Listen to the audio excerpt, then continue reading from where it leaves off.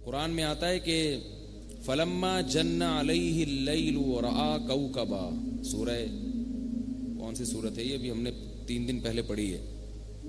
فلما جن علیہ اللیل ورآ کوکبا، جب رات کی تاریکی آئی تو حضرت ابراہیم نے ستارہ دیکھا. جو مشرک لوگ ہوتے ہیں نا، وہ کسی مخصوص معبود کی عبادت نہیں کرتے، بلکہ جو چیز بھی خوبصورت نظر آتی ہے، جس کو بھی مفید سمجھتے ہیں، اس کے پیچھے پڑ جاتے ہیں، اس کو معبود بنا لیتے ہیں. تو اس قوم میں ستارہ پرست لوگ بھی ہوں گے، سورج پرست لوگ بھی ہوں گے، چاند کی عبادت کرنے والے بھی ہوں گے. یہ ہر دور میں رہے ہیں، آج بھی ہیں. فلما جن علیہ اللیل ورآ کوکبا، فرمایا رات کی تاریکی جب آئی ہے تو ایک ستارہ دیکھا خوبصورت چمکتا ہوا. قال ھذا ربی، کہنے لگے یہ میرا معبود ہے، یہ میرا رب ہے. فلما افلا، لیکن کچھ وقت کے بعد وہ ستارہ غائب ہو گیا. ظاہر ہے ستارے 24 گھنٹے آپ کے ساتھ نہیں رہتے. قال لا احب الآفلین، تو کہنے لگے کہ میں غائب ہونے والوں سے محبت، بولو بھائی، نہیں کر سکتا. کیسا زبردست سبق دے دیا اس میں. جس نے جانا ہے اس سے دل نہیں لگایا جاتا. جو ختم ہونے والی چیزیں ہیں، جو فنا ہونے والی چیزیں ہیں، ان سے ضرورت کا تعلق رکھا جاتا ہے، ضرورت سے زیادہ محبت نہیں کی جاتی. جیسے یہ آیت مشرکین پہ فٹ ہو رہی ہے. ان کے جو بت ہیں وہ بھی تو ایکسپائر ہو جاتے ہیں نا تھوڑے دنوں میں. بھائی کتنا خوبصورت بت ہو، تھوڑے دنوں میں ایکسپائر ہو جائے گا. لکڑی کا ہے تو دیمک لگ جائے گی، پتھر کا ہے تو آہستہ آہستہ اس کی چمک خراب ہوگی، اس کو ریپیئرنگ کے لیے بھیجنا پڑے گا. بھائی ہمارا بھگوان ہے، اس کی بیٹری ختم ہو گئی ہے، ٹھیک ہے نا، یا یہ ہمارا بھگوان ہے، اس کی ریپیئرنگ کر دو. کسی بندے نے آگے ٹانگ توڑ دی ہے اس کی، ٹھیک ہے نا، تو اور ایک وقت آئے گا کہ وہ بالکل ہی ختم ہو جائے گا. تو اس میں شرکی بھی نفی ہے کہ ہمیشہ حقیقی محبت ایسی ذات سے کی جاتی ہے جو کبھی بھی ختم نہ ہو، اور وہ صرف اور صرف اور صرف کس کی ذات ہے؟ اللہ کی ذات ہے. اور اس میں آج کل جو لوگوں میں عشق مجازی کا رواج نوجوانوں میں بڑھ گیا ہے، مردوں میں بھی بڑھ رہا ہے اور خواتین میں بھی بڑھ رہا ہے. کوئی اچھی شکل دیکھی، اچھی صورت دیکھی، تھوڑی ہیلو ہائی ہو گئی، پاگل ہو گئے اس کے اوپر. دن رات خیالات. میرے پاس فون آتے ہیں خواتین کے بھی، مردوں کے بھی. خواتین کے فون آتے ہیں کہ وہ ہم سے فری ہو گیا تھا تو میں پاگل ہو گئی، تو میں یوں ہو گیا، تو میں یوں ہو گیا، میرے ساتھ ایسا ہو گیا، میرا ویسا ہو گیا، مجھے وہ مل جائے بس کسی طریقے سے. تو میں ان سے بھی کہتا ہوں بھائی آپ ٹرائی کر کے دیکھ لیں، نکاح کا پیغام اپنے ابا سے بات کریں، اگر ہو جاتی ہے تو وہ جواب ملتا ہے کہ وہاں تو ہو ہی نہیں سکتی. تو جب نہیں ہو سکتی تو لا احب یہ آیت یاد کر لیں، لا احب الآفلین، ہم فنا ہونے والوں سے محبت نہیں کرتے. تو ختم ہو جائے گا بھائی. پھر کیوں دل کو اپنے پریشان کر رہے ہو؟ پھر یہ سوچو کہ اگر مل بھی جاتا تو کیا بوڑھا نہیں ہو جاتا؟ اور مرد کو، لڑکے کو عشق ہو گیا ہے کسی لڑکی سے تو شریعت نے کہا نکاح کا پیغام بھیجو، ہو جائے ٹھیک ہے، نہیں ہو تو کیا ہے، اب اس کو دل میں مت بٹھاؤ، کیونکہ یہ دل اللہ نے صرف اور صرف اپنے لیے بنایا ہے. اس میں غیر کو داخل مت کرو. غیر کو اگر داخل کرنا ہے تو اس غیر کو داخل کرو جو اللہ کی محبت میں ترقی کا ذریعہ بن جائے. نبی صلی اللہ علیہ وسلم نے دعا سکھائی ہے، اللہم اجعل حبک، اللہم ارزقنی حبک وحب من یحبک وحب عملی یقربنی الی حبک. اللہ مجھے اپنی محبت دے اور ہر اس کی محبت دے جو تجھ سے محبت کرے. لیکن اس کا مطلب کیا ہے؟ کہ اس سے محبت جب ہو جب اس سے محبت میں تیری محبت میں ترقی ہو. ورنہ بعض دفعہ نا کسی دیندار سے عشق ہو جاتا ہے. اب کسی دیندار سے عشق ہو گیا تو ہے وہ غلط، لیکن شیطان یہ پٹی پڑھا دیتا ہے کہ تمہیں اس سے محبت ہے چونکہ وہ دیندار ہے. بھائی وہ دیندار تو ہے لیکن آپ کو اس سے محبت میں، دینداری میں ترقی نہیں ہو رہی، بلکہ آپ دینداری سے دور ہو رہے ہیں. عشق تو کسی سے بھی ہو سکتا ہے نا.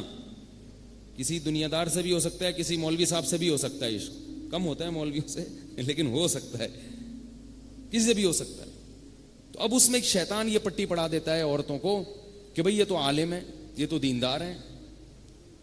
بھئی اگر آپ کو عشق ہو گیا, نکاح اگر ہو سکتا ہے تو نکاح کر لو, نہیں ہو سکتا, اور ہر دفعہ نہیں ہو سکتا. ام للانسان ما تمنا, اللہ فرماتے ہیں تمہیں ہر وہ چیز نہیں ملے گی جس کی تم تمنا کرو گے. یہ دنیا ہے, جنت ہے, ہر چیز مل جائے گی وہاں پہ, جنت میں ہر چیز مل جائے گی. یہ خاتون کا میرے پاس فون آیا, 5-6 سال پرانی بات ہے, یورپ سے. وہ کہنے لگے وہ کسی مولوی صاحب پہ عاشق ہو گئی تھی, کوئی عالم کا انہوں نے مجھے نام بھی بتایا, اور وہ تھیں شادی شدہ. اب وہ کیا تھے, وہ مجھے کہہ رہی ہیں کہ مجھے ان عالم سے عشق ہو گیا ہے, ان کے بیانات سنتی ہوں, ان کے ویڈیو دیکھتی ہوں, اور میں بھئی پاگل ہو گئی ہوں. تو میں نے کہا آپ میرڈ ہیں, آپ شادی شدہ ہیں, آپ کو اپنے شوہر کے علاوہ کسی اور سے عشق نہیں ہونا چاہیے. کہنے لگی نہیں, میں بس یہ دعا کرتی ہوں مجھے جنت میں مل جائیں. کیا دعا کرتی ہوں؟ ٹھیک ہے مجھے پتا ہے کہ یہاں اگر میں کروں گی تو یہ میرے شوہر کے ساتھ بے وفائی ہے. یہ سب ہو رہا ہے مارکیٹ میں آج کل نا, اس لیے بتا رہا ہوں, میں کوئی انوکھی باتیں نہیں کر رہا. تو وہ میں نے کہا کہ آپ یہ دعا نہ مانگیں کہ وہ آپ کو کہاں مل جائیں, جنت میں. کیونکہ جنت میں جب آپ جاؤ گی تو اللہ آپ کی ہر خواہش پوری کرے گا, آپ کو وہاں دعا مانگنے کی ضرورت نہیں پڑے گی. تو اب ان کو یہ اشکال تھا کہ ہم نے علماء سے سنا ہے کہ جنت میں تو پرانا والا ہی ملے گا. ٹھیک ہے نا, جنت میں کون ملے گا؟ وہی والا جو اپنے ساتھ یہاں سے جائے گا. ان کو یہ اشکال تھا. تو میں نے ان سے کہا کہ جنت میں پرانا والا ملے گا, مگر وہ پرانا رہے گا نہیں, اس کی ریپیئرنگ ہوگی, ڈینٹنگ پینٹنگ کا کام ہوگا, جتنے بھی اس میں ڈینٹ پڑے ہوئے ہیں وہ سب کی فلنگ ہوگی, اچھی طرح ریپیئرنگ کے بعد آپ کو ملے گا. تو انشاءاللہ آپ کو اتنا اچھا لگے گا کہ آپ کو وہ والے صاحب بھول جائیں گے جن کو آپ سوچ رہی ہو.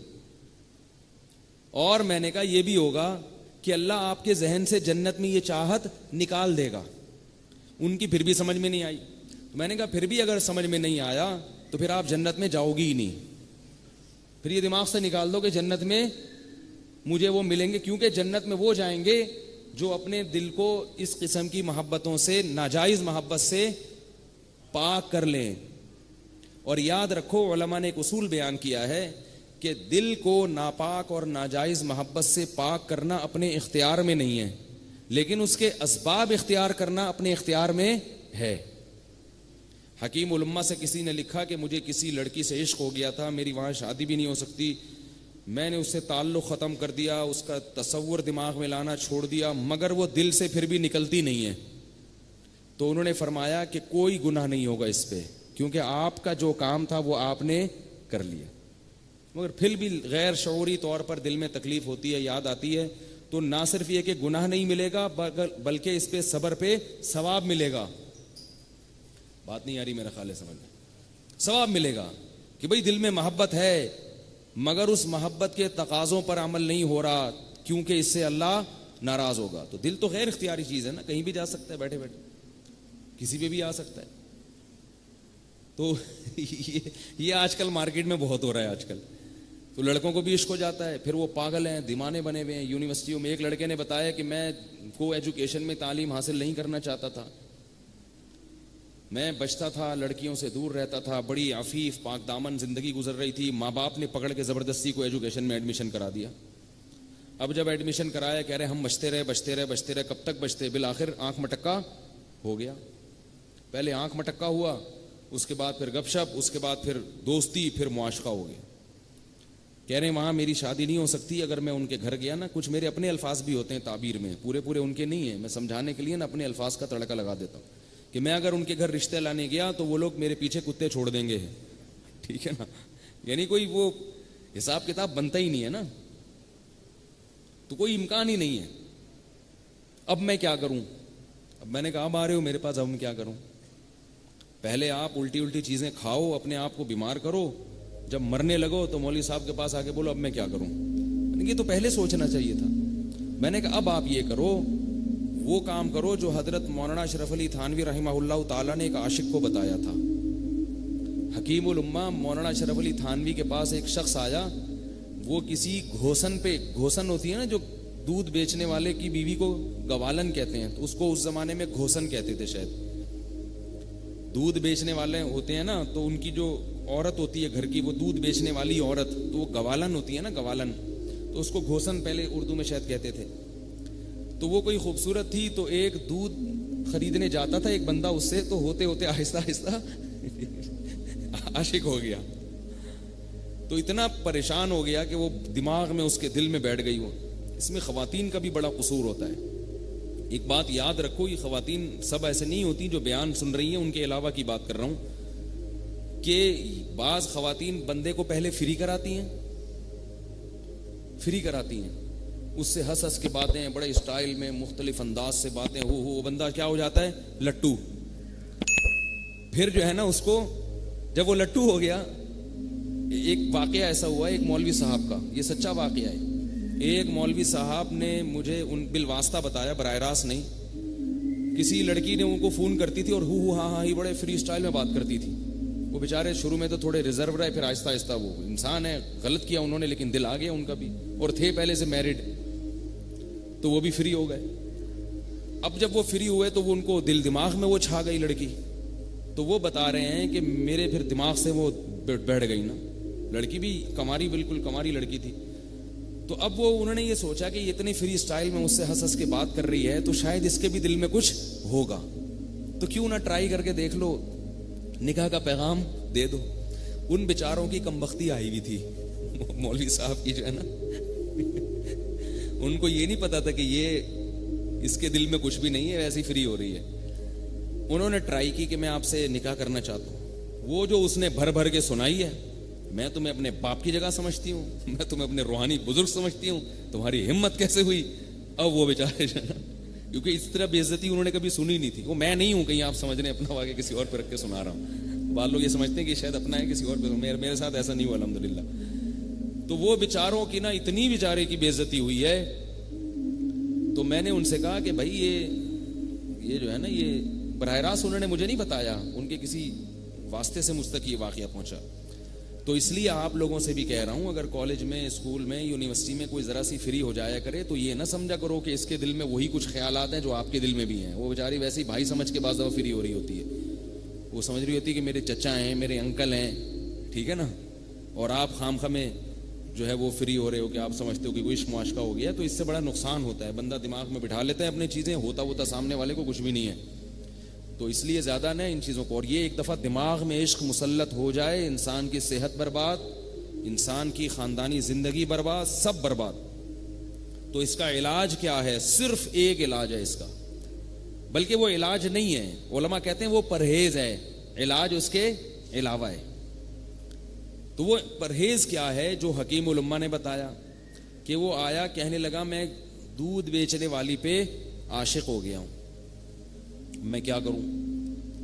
تو حکیم الامہ نے کہا کہ علاج تو ہم بعد میں بتائیں گے, پہلے کچھ پرہیز ہیں, وہ کر لو تو پھر ہم انشاءاللہ میڈیسن بھی دیں گے, دوا بھی دیں گے, آپ ٹھیک ہو جائیں گے. علاج پرہیز یہ ہے کہ وہاں سے دودھ لینا چھوڑ دو. دودھ پہ سب سے پہلی بات, دودھ وہاں سے لینا چھوڑ دو, ایک بات. نمبر 2, جان بوجھ کر کبھی اس کا خیال دل میں مت لاؤ. جان بوجھ کر کا مطلب ہے کہ غیر اختیاری خیال اگر آ جائے نا, وہ تو غیر اختیاری ہے نا, وہ تو اپنا اختیار نہیں. جان کر مت سوچو کہ اسپیشل اسی کو سوچنے کے لیے بیٹھے ہوئے.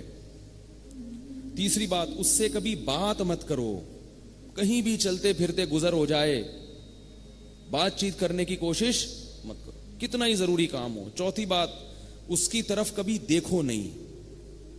کہیں نظر پڑ بھی جائے نا, پتہ چل جائے کہ وہ آ رہی ہے یا جا رہی ہے, نظر گھما لو وہاں سے. کچھ عرصہ اس پر عمل کرنا پڑے گا.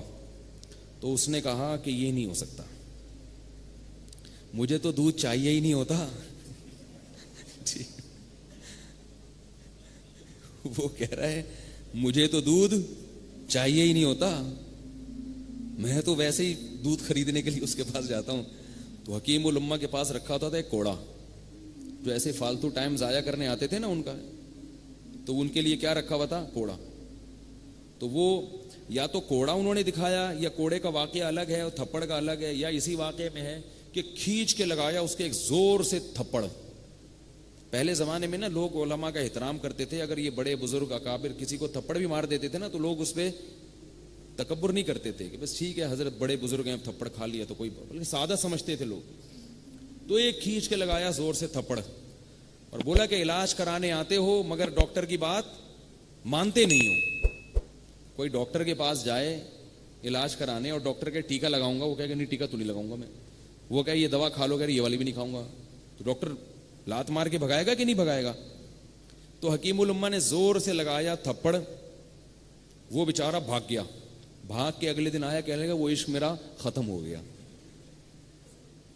وہ ایک تھپڑ ایسا زوردار لگا ہے کہ وہ میرا 14 طبق کیا ہو گئے, روشن ہو گئے. تو یہ جتنے عاشقین ہیں ان کا اصل علاج یہ ہے کہ ان کو پکڑ کے کیا لگائی جائے, ٹھیک ٹھاک طریقے سے کٹ لگائی جائے, طبیعت ان کی کیا ہو جائے گی, سیٹ.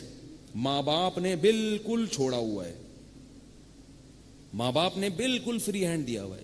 لڑکیوں سے باتیں ہو رہی ہیں موبائل پہ, امی میں رہ نہیں سکتا اس کے بغیر, امی میں یوں نہیں کر سکتا, امی ابو کو بتا نہیں رہی ہیں.